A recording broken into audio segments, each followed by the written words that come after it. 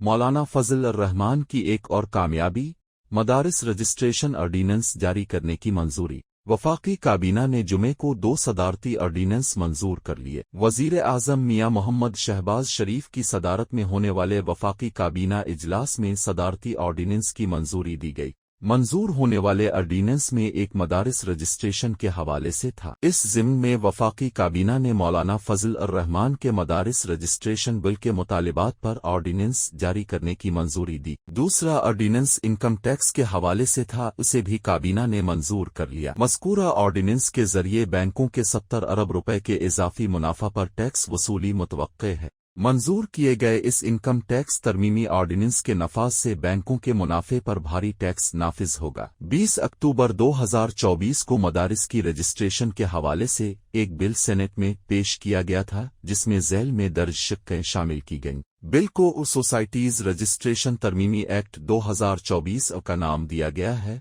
Bill में मुतअद्दिद शिक्कें शामिल हैं। बिल में 1860 के एक्ट की शिक 21 को तब्दील करके दीनी मदारिस की रजिस्ट्रेशन के नाम से एक नई शिक शामिल की गई है। इस शिक में कहा गया है कि हर दीनी मदरसा चाहे इसे जिस नाम से पुकारा जाए, इसकी रजिस्ट्रेशन लाजिम होगी, जबकि रजिस्ट्रेशन के बगैर मदरसा बंद कर दिया जाएगा। शिक बी में कहा गया है कि वो मदारिस जो इस बिल के नाफिज होने के बाद कायम किए जाएंगे, उन्हें 1 साल के अंदर अपनी रजिस्ट्रेशन करानी होगी। बिल में वाज़े किया गया है कि 1 से ज़ायद कैंपस पर मुश्तमिल दीनी मदारिस को एक बार ही रजिस्ट्रेशन करानी होगी। अलावा अज़ीं हर मदरसे को अपनी सालाना तालीमी सरगर्मियों की रिपोर्ट रजिस्ट्रार को जमा करानी होगी। हर मदरसा किसी ऑडिटर से अपने माली हिसाब का ऑडिट करवाने का पाबंद होगा और ऑडिट के बाद मदरसा रिपोर्ट की कापी रजिस्ट्रार को जमा कराएगा। बिल के तहत किसी दीनी मदरसे को ऐसा लिटरेचर पढ़ाने या शाये करने की इजाज़त नहीं होगी जो अस्करियत पसंदी, फ़िरका वारियत या मजहबी मुनाफरत को फ़रोग़ दे।